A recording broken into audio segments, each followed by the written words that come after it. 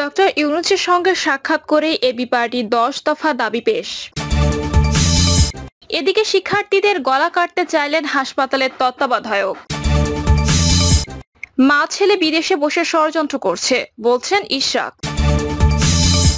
6 অঞ্চলে বৃষ্টির আভাস। এবং সর্বশেষ জানাবো জাতীয় শোক দিবস ও ছুটি বাতিলের পরামর্শ। শুনছিলেন সংবাদ শিরোনাম, এবারে বিস্তারিত। ডক্টর ইউনূসের সঙ্গে সাক্ষাৎ করে এবি পার্টির 10 দফা দাবি পেশ। অন্তর্বর্তী সরকারের প্রধান উপদেষ্টা ডক্টর মোহাম্মদ ইউনূসের সঙ্গে সাক্ষাৎ করে 10 দফা দাবি পেশ করেছে আমার বাংলাদেশ। সাক্ষাৎকালে এবি পার্টির নেতৃবৃন্দ ধর্মীয় সংখ্যালঘুদের উপর নির্যাতনের অভিযোগ তদন্তের জন্য বিচার বিভাগে তদন্ত কমিশন গঠনের আহ্বান জানান। প্রয়োজনে একজন হিন্দু ধর্মাবলম্বী বর্তমান বা সাবেক বিচারপতিকে সেই কমিশনের প্রধান করা যেতে পারে বলেও তারা পরামর্শ দেন। এর আগে 15ই আগস্ট জাতীয় শোক দিবস নিয়ে এবি পার্টির অভিমত জানতে চাওয়া হলে তারা বলেন, কোনো গণপ্রজাতন্ত্রের ব্যক্তিকেন্দ্রিক দিবস বা সাধারণ ছুটি ঘোষণা অনুচিত। এটা মুক্তিযুদ্ধের ঘোষণাপত্রের পরিপন্থী। এবি পার্টি মনে করে জাতীয় ব্যক্তিত্বদের অবদান স্মরণ করার আনুষঙ্গিক ব্যবস্থা থাকতে পারে, কিন্তু এই রাষ্ট্র কোনো একক ব্যক্তির অবদান নয়। কোনো ব্যক্তিকে অতিমাত্রায় পূজনীয় আকারে হাজির করলে আদতে তার অসম্মান ও পতন অনিবার্য হয়ে দাঁড়ায়। এবি পার্টির নেতৃবৃন্দ আরো বলেন, এই অন্তর্বর্তী সরকার অন্য যে কোনো সরকারের চেয়ে ভিন্ন। এটা একটি অসাধারণ সরকার যা গণ অভ্যুত্থান এবং স্বৈরাচারী শাসনের পতনের পরে দায়িত্ব গ্রহণ করেছে। আলোচনা শেষে এবি পার্টি প্রধান উপদেষ্টার নিকট প্রত্যাশা, দাবি ও অঙ্গীকার সম্বলিত 10 দফা লিখিত প্রস্তাব হস্তান্তর করেন। শিক্ষার্থীদের গলা কাটতে চাইলেন হাসপাতালের তত্ত্বাবধায়ক। সিরাজগঞ্জ 250 শয্যা বিশিষ্ট বঙ্গমাতা শেখ ফজিলাতুন্নেছা মুজিব জেনারেল হাসপাতালে বিভিন্ন অনিয়ম নিয়ে প্রশ্ন তোলায় শিক্ষার্থীদের গলা কাটতে চেয়েছেন তত্ত্বাবধায়ক রতন কুমার রায়। এ ঘটনায় তার দ্রুত পদত্যাগ ও শাস্তি দাবি করেছেন বৈষম্য বিরোধী ছাত্র আন্দোলনের শিক্ষার্থীরা। এদিকে এ ঘটনার ভিডিও ফেসবুকে ছড়িয়ে পড়ায় শিক্ষার্থী ছাড়াও বিভিন্ন শ্রেণী পেশার মানুষ বিক্ষুব্ধ হয়ে উঠেছেন ওই দায়িত্বশীল কর্মকর্তার উপর। সিরাজগঞ্জের সরকারি কলেজের বৈষম্য বিরোধী ছাত্র আন্দোলনের সমন্বয়ক আনজারুল ইসলাম বলেন, জেলার গুরুত্বপূর্ণ ওই হাসপাতালটি বিভিন্ন অনিয়মে জর্জরিত। সাধারণ মানুষ সেখানে সেবা নিতে গিয়ে বিভিন্ন হয়রানি ও প্রতারণার শিকার হয়। আজ সকাল থেকেই আমরা হাসপাতালে পরিষ্কার পরিচ্ছন্নতা কর্মসূচি পালন করছিলাম। এ সময় আমরা হাসপাতালে 9টি অসঙ্গতি চিহ্নিত করে তত্ত্বাবধায়কের সঙ্গে কথা বলতে যাই, কিন্তু এসব অনিয়মের কথা শুনেই তিনি উত্তেজিত হয়ে উল্টো আমাদের অকথ্য ভাষায় গালি ও গলাঘাতের হুমকি দেন। আমরা তার দ্রুত পদত্যাগ ও শাস্তির দাবি জানিয়েছি সিভিল সার্জন ও জেলা প্রশাসকের কাছে। এ বিষয়ে হাসপাতালের তত্ত্বাবধায়ক রতন কুমার রায়ের সঙ্গে যোগাযোগের চেষ্টা করা হলে তার ফোনটি বন্ধ পাওয়া যায়। তবে Sirajganj civil surgeon doctor Rampada Roy বলেন, বিষয়টি শিক্ষার্থীদের মাধ্যমে জেনেছি, দ্রুত ব্যবস্থা নেওয়া হবে। মা ছেলে বিদেশে বসে ষড়যন্ত্র করছে বলছেন ইশরাক। বিদেশে বসে শেখ হাসিনা ও তার ছেলে ছাত্র জনতার ঐতিহাসিক বিজয় ব্যর্থ করতে ও দেশকে অস্থিতিশীল করার ষড়যন্ত্র করছে বলে মন্তব্য করেছেন বিএনপির আন্তর্জাতিক বিষয়ক কমিটির সদস্য ইশরাক হোসেন। তিনি বলেন, দেশে বসেও একটি বিশেষ মহল পরিকল্পিতভাবে এই ষড়যন্ত্রে লিপ্ত রয়েছে। রাষ্ট্রীয় সম্পদ উপাসনালয়গুলোতে হামলার অপচেষ্টা করে বিভিন্ন গুজব ছড়িয়ে রাজনৈতিক ও ধর্মীয় অনুভূতিতে আঘাতের চেষ্টা করছে দুর্বৃত্তরা। তাদের রুখে দিতে হবে। ইঞ্জিনিয়ার ইশরাক বলেন, শেখ হাসিনার পতন হলেও তার দোসররা নানান রকম চক্রান্তে লিপ্ত। বিচ্ছিন্নভাবে ধর্মীয় উপাসনালয়গুলোতে নাশকতা সৃষ্টি করে সর্বসাধারণের গ্রহণযোগ্য ও বাংলাদেশের সবচেয়ে জনপ্রিয় দল বিএনপিকে দায়ী করার ষড়যন্ত্র চলছে। জনগণকে সঙ্গে নিয়ে সব ধরনের নাশকতা প্রতিহত করতে বিএনপি প্রস্তুত। তিনি বলেন, আমাদের নেতা তারেক রহমান দায়িত্ব দিয়েছেন আপনাদের পাশে থাকার জন্য, আপনাদের সঙ্গে নিয়ে দেশবিরোধী সব ষড়যন্ত্র রুখে দেওয়ার জন্য।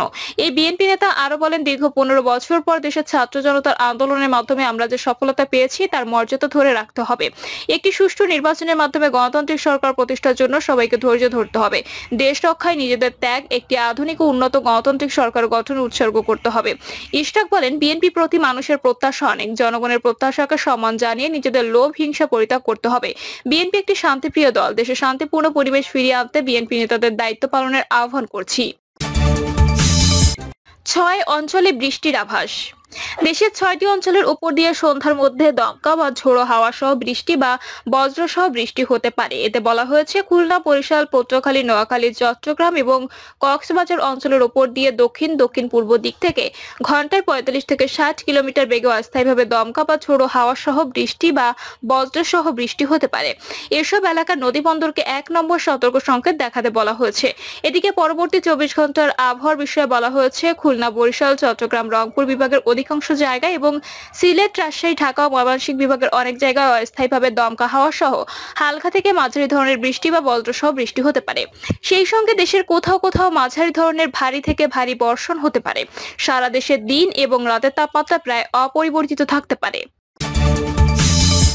জাতীয় শোক দিবস ও ছুটি বাতিলের পরামর্শ। অন্তর্বর্তীকালীন সরকারের প্রধান উপদেষ্টা ডক্টর মোহাম্মদ ইউনূসের সঙ্গে বৈঠকে 15 আগস্ট জাতীয় শোক দিবস ও সরকারি ছুটি বাতিলের পরামর্শ দিয়েছে বিএনপি সহ বিভিন্ন রাজনৈতিক দল।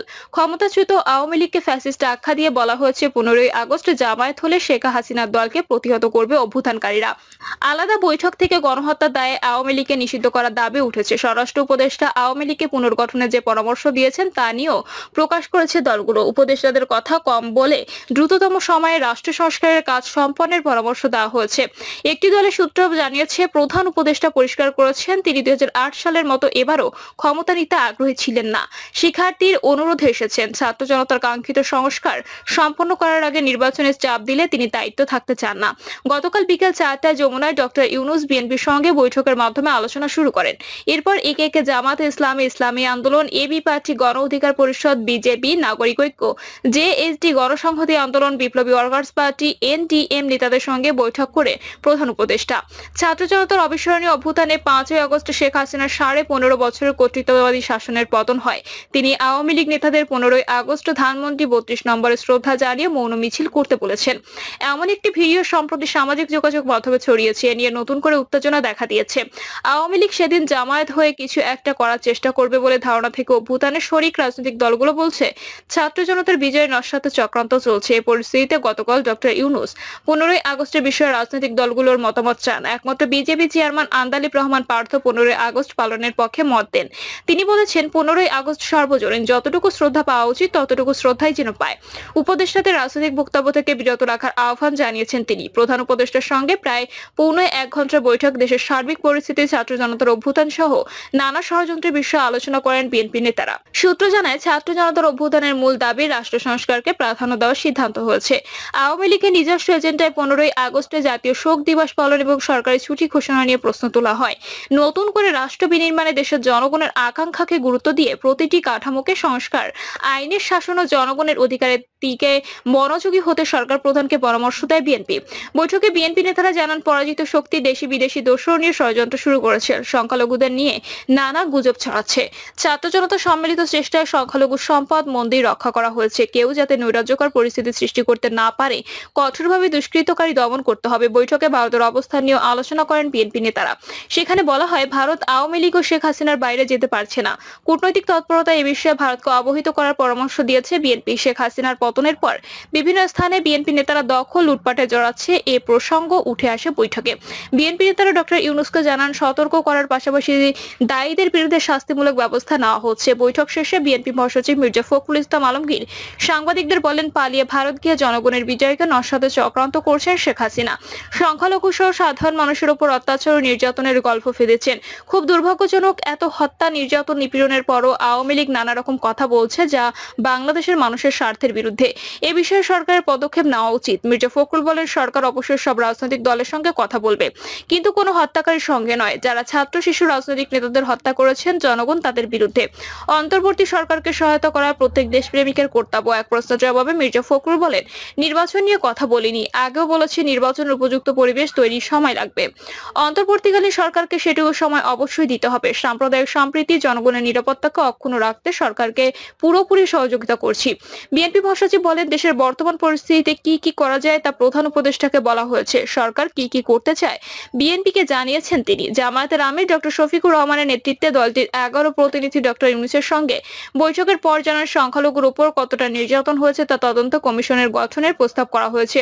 প্রয়োজনে একজন হিন্দু বিচারপতির নেতৃত্বে কমিশন হবে। কমিশন দেখবে সংখ্যালঘুদের বাড়িঘরে হামলার কতটা রাজনৈতিক আর কতটা সাম্প্রদায়িক।